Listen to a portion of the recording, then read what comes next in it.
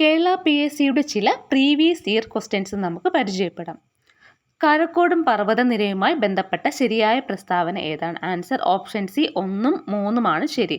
Karakkodam പർവ്വതനിരയിലാണ് Goldwyn Austin സ്ഥിതി ചെയ്യുന്നതും.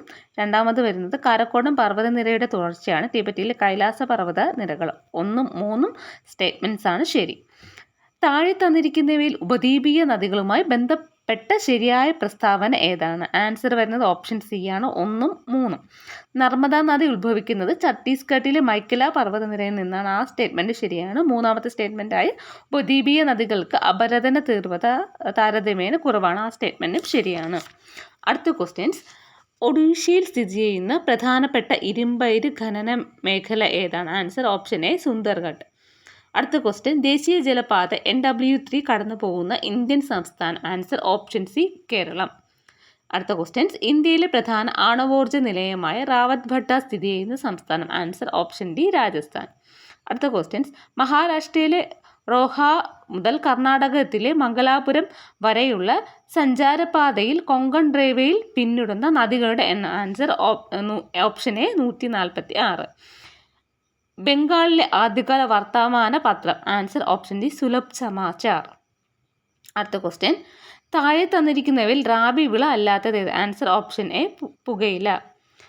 സാമൂഹ്യ പരിഷ്കരണ പ്രസ്ഥാനവുമായി ബ്രഹ്മസമാജത്തെ പറ്റിയുള്ള ശരിയായ പ്രസ്താവനകൾ ഏതെല്ലാം? Answer option C 1, 2, 3. 22ാമത്തെ ക്വസ്റ്റ്യൻസ് ക്യാൻസലാണ്. ആ ക്വസ്റ്റ്യൻ ക്യാൻസലാണ്. അടുത്ത ക്വസ്റ്റ്യൻ.